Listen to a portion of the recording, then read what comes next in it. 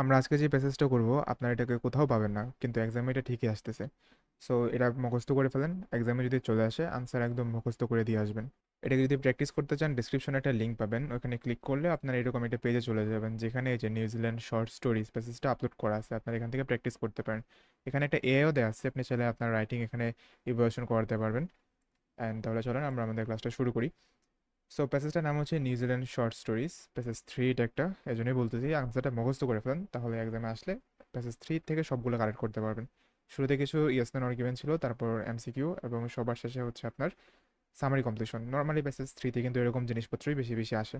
আমার ক্র্যাশ কোর্সে নতুন ব্যাচের অ্যাডমিশন শুরু হয়েছে, ক্লাস শুরু হবে 9 তারিখ থেকে। আপনি যদি এখন অ্যাডমিশন নেন, এখন থেকেই আপনি ওয়েবসাইটের অ্যাক্সেসটা পেয়ে যাবেন এবং আপনি এখান থেকে প্র্যাকটিসটা শুরু করতে পারবেন। কেউ যদি ইন্টারেস্টেড থাকেন, নাম্বার দেওয়া আছে, এক্ষুনি কন্ট্যাক্ট করে আপনার সিটটা কনফার্ম করে ফেলেন। খুবই লিমিটেড কিন্তু সিট। এত কোচিং অ্যাভেলেবল থাকতে কেন আপনি আমার এখানে ক্লাস করবেন?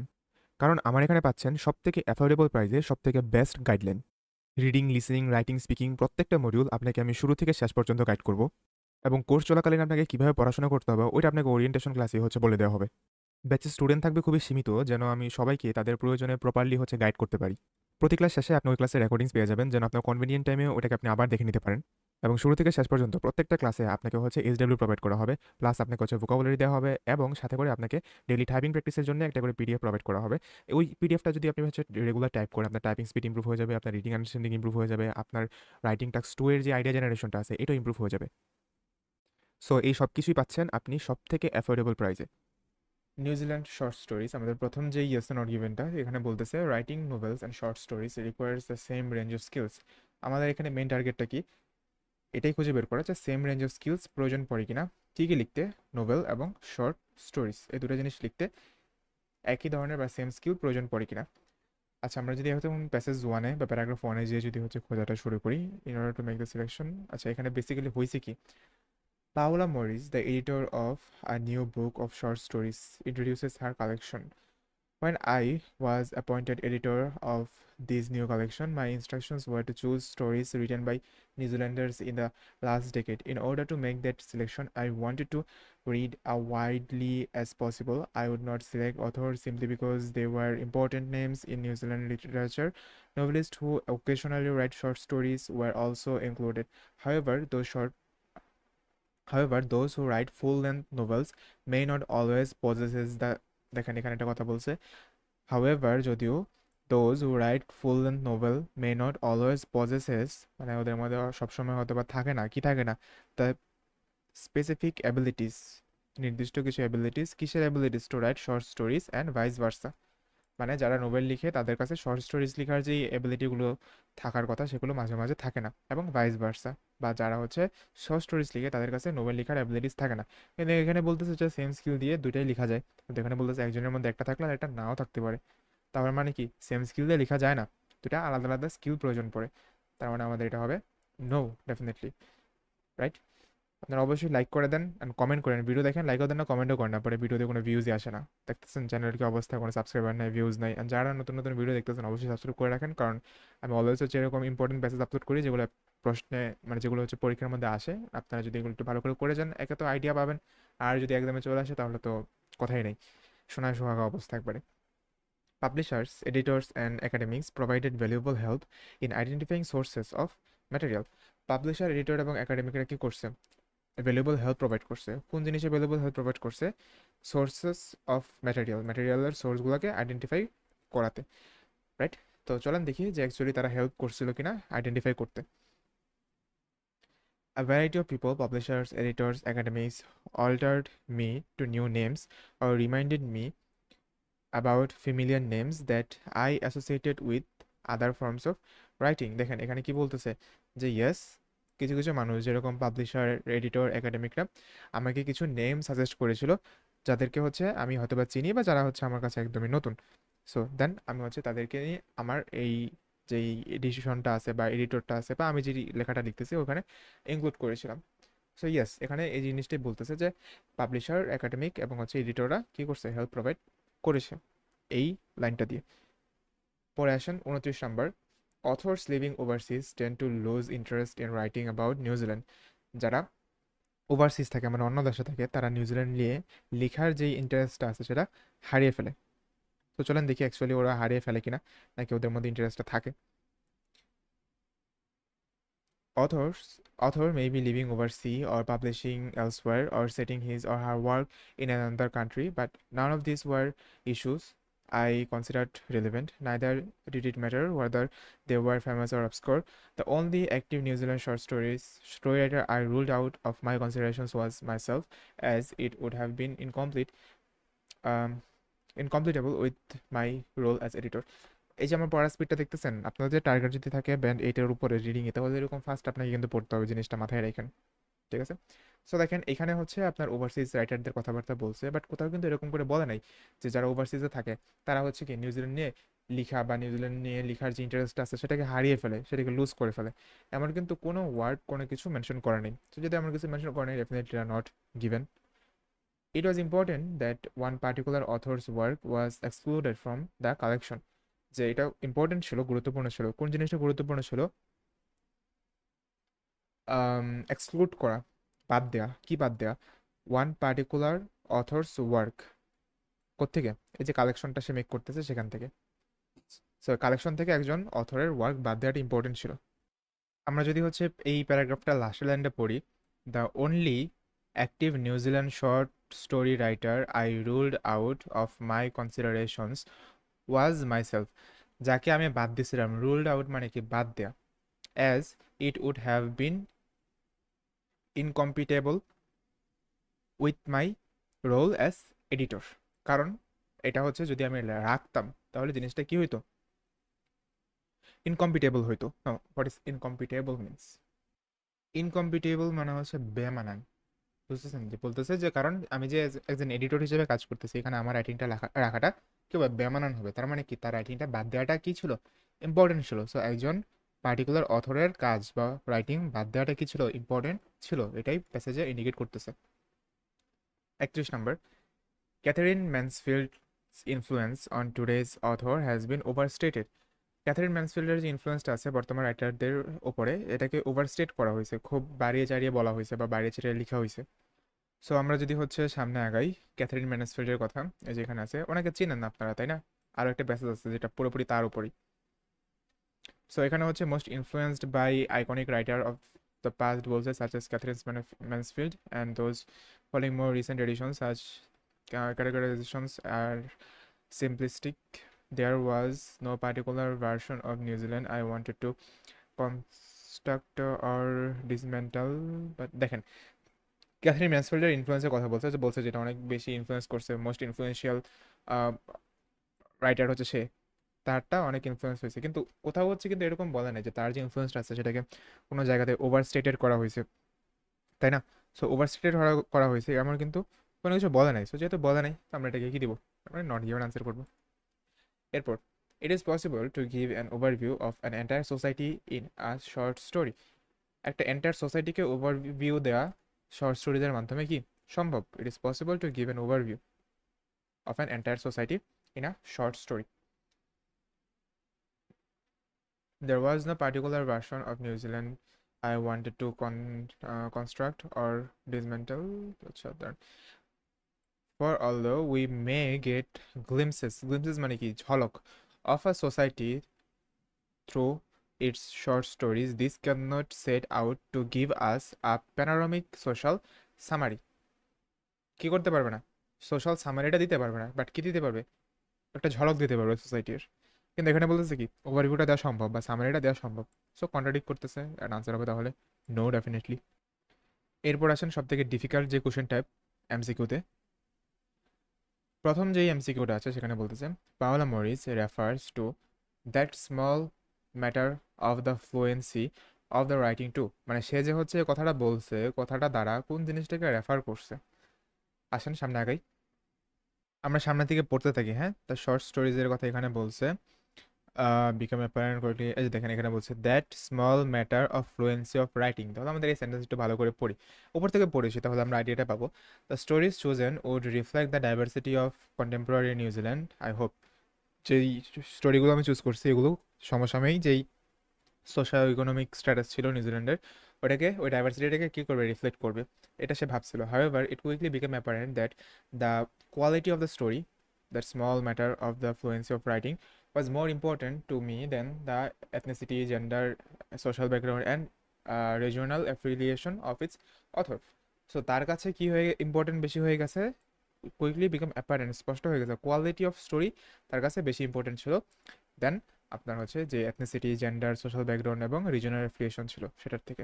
মাই purpose was not to ensure every group in this diverse nation was represented in some fair and proportional way, and there are some absences. Okay, যাই হোক, এখন হচ্ছে আমরা যদি একটু অপশনগুলো চেক করি কোন অপশনটার সাথে সব থেকে বেশি মিলতেছে আমাদের, আপনি যদি একটু মিলান, প্রত্যেকটা মিলিয়ে দেখেন। Demonstrate how language changes over time, emphasise her priorities one selecting stories, suggest that storytelling is losing popularity, illustrate the variety of culture in New Zealand. Basically যেটা আনসার হবে বি নাম্বার। কারণ এখানে হচ্ছে সে choose করার সময় কোন জিনিসটাকে emphasis করছে, গুরুত্ব দিছে, প্রায়োরিটি দিচ্ছিল, সেটাকে সে তুলে ধরছে। তার প্রায়োরিটি কী ছিল? Quality of the story. বাকি যে অপশনগুলো আছে কোনোটাও কি এখানে এই সিচুয়েশনে রিলেভেন্ট মনে হচ্ছে না। তারপর আসেন 34, what are you told about writers from the Pacific Islands. Pacific আইল্যান্ডের রাইটারদেরকে নিয়ে আমাদেরকে কি বলা হয়েছে দেখি, আমাদেরকে কি বলা হয়েছে। মাই পারপাস ওয়াজ নট, আচ্ছা এটা তো পড়া হয়েছে, প্যাসিফিক রাইটার ছিল না। আচ্ছা এখানে আছে one writers, sorry, of writers from the Pacific Islands, Pacific আইল্যান্ডের রাইটারদের মধ্যে Samoa is the dominant presence among the stories selected. This is perhaps unsurprising given the number of Samoans who have settled in New Zealand over recent decades. However, Samoa's dominance may not endure. The number of stories I read by authors from all the many different Pacific islands, both published and unpublished, indicates that a new wave of talent is about to become prominent in our national literature. So এখানে বলতেছে যে Samoa people আছে তাদের যে ইনফ্লুয়েন্সটা এটা খুবই apparent ছিল, কিন্তু বলতেছে কি যে এই যে ডমিনেন্সটা আছে সামোয়াদের, এটা কি করবে না, এন্ডিওর করবে না, এটা টিকে থাকবে না। কারণটা কি? The number of stories I read about read sorry the number of stories I read by authors from all the many different Pacific islands, both published and unpublished, indicate করে that a new wave of talent is about to become prominent in our national literature.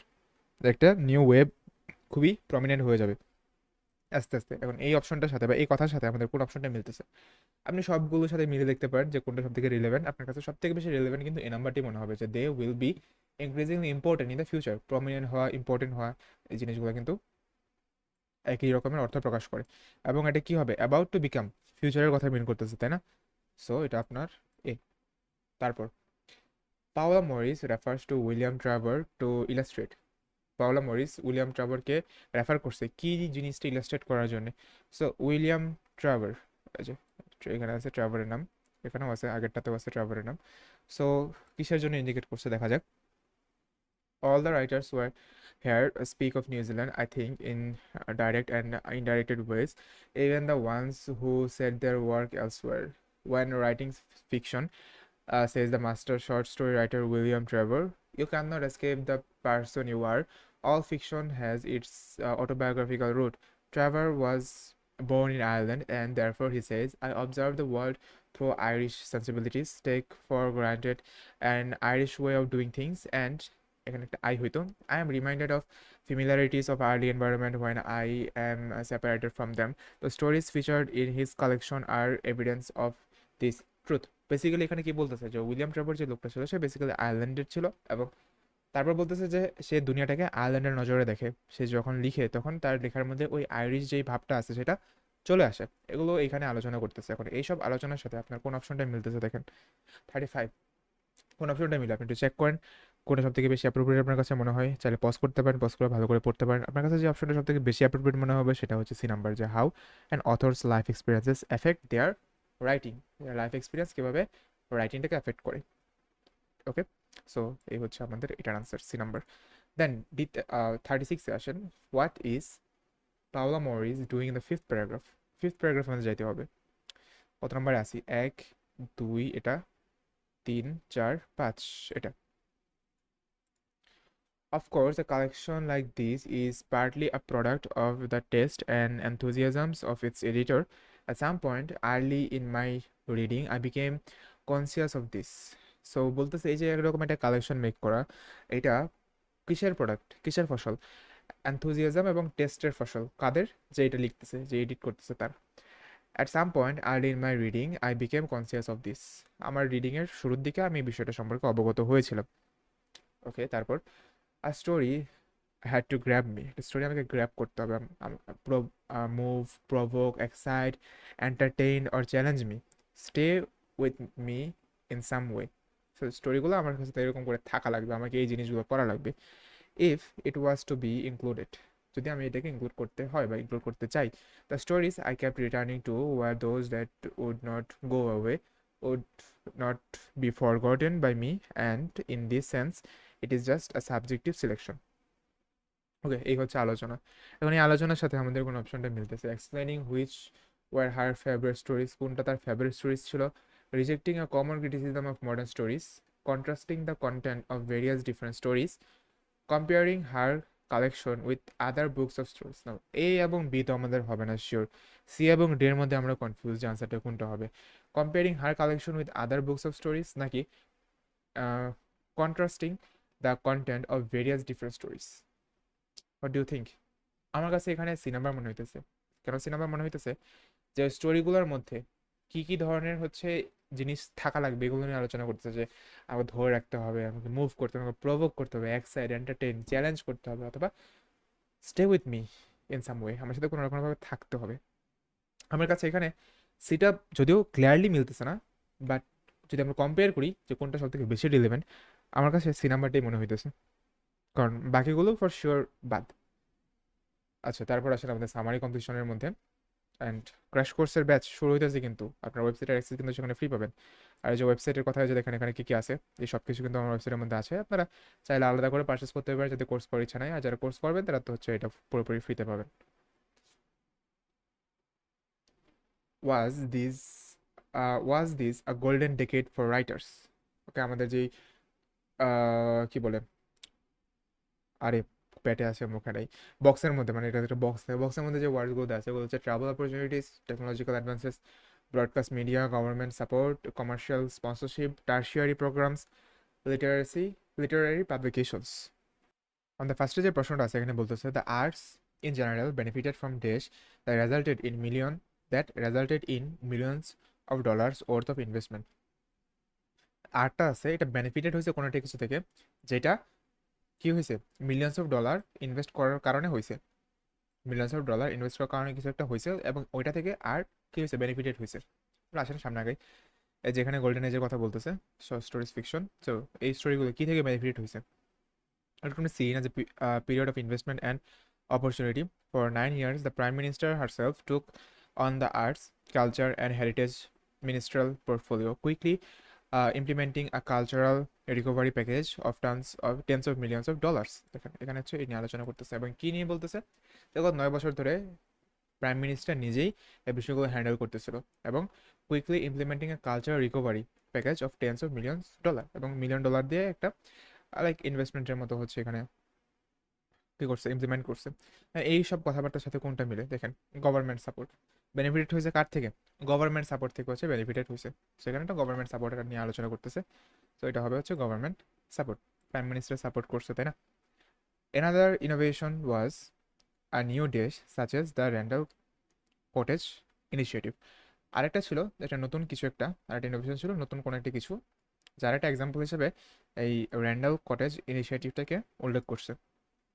So furthermore, valuable prizes for writers were created. These included a residency in Berlin, Germany, and also residencies in locations around New Zealand, such as Randall Cottage in Wellington, allowing writers to live home and work in fresh environment. So ওয়ার্কারদেরকে হচ্ছে বিভিন্ন জায়গায় যেয়ে যেয়ে কাজ করার জন্য সুযোগ করে দিয়েছিল, মানে এইসব কথাবার্তার সাথে কোনটা মিলে, ট্রাভেল অপরচুনিটি, যে বিভিন্ন জায়গায় ট্রাভেল করার সুযোগটা করে দিয়েছিল। তারপর 39, হোয়াটস মোর দেয়ার ওয়াজ আ dominant development in Dash available for writers. What's more, there was a development in Dash available for writers. What's more, there was a development in Dash. কিসের ডেভেলপমেন্ট হয়েছে যেটা রাইটারদের জন্য অ্যাভেলেবল ছিল। ওকে, চলেন দেখা যাক, খুঁজি আমরা। The decade also saw establishments of various postgraduate degree courses in creative writing.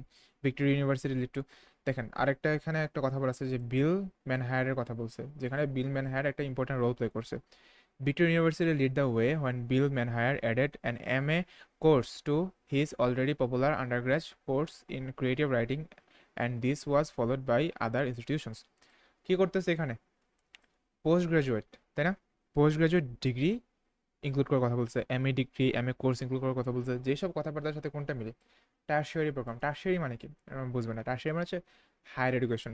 Higher এডুকেশনের ক্ষেত্রে টারশিয়ারি এডুকেশন বা টারশিয়ারি প্রোগ্রাম, এই কথাটা অ্যাড করা হয়। সেটা আনসার হচ্ছে এফ। মনে রাখেন, হায়ার এডুকেশনের ক্ষেত্রে basically tertiary education, tertiary program, এই কথাগুলো অ্যাড করতে হয় বা অ্যাড করে বা রিপ্লেস করে। Writers were also served by dash, dating variously from 1947 to more recent Times.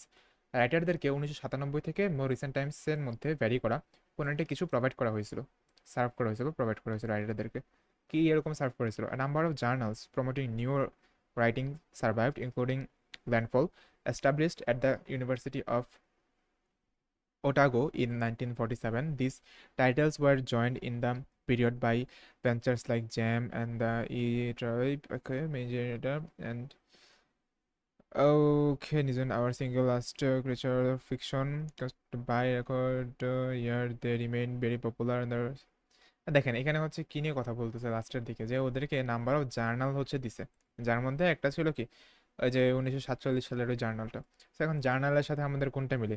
Technological advances, তারপর হচ্ছে কমার্শিয়াল, স্পন্সরশিপ, ব্রডকাস্ট মিডিয়া, নাকি লিটারেসি পাবলিশ? অবশ্যই লিটারারি পাবলিকেশনস মিলে, জার্নাল, লিটারারি পাবলিকেশন। ওদেরকে এই জিনিসগুলো দেওয়া হয়েছিল পড়ার জন্য, যেন ওরা অনেক ভালো কিছু লিখতে পারে। তো এই হচ্ছে আমাদের আজকের ক্লাস। আই হোপ পছন্দ হয়েছে আপনাদের ক্লাসটা। অ্যান্ড আবার বলতেছে আনসারগুলো মুখস্থ করে ফেলেন, এক্সামে আসলে ধুমধাম কোনো কিছু না ভেবে শুধু আনসার করে দিয়ে বসবেন। অ্যান্ড আই বিলিভ সবগুলো কারেক্ট হয়েছে। থ্যাংক ইউ সো মাচ পুরো ভিডিও দেখার জন্য। আসসালামু আলাইকুম।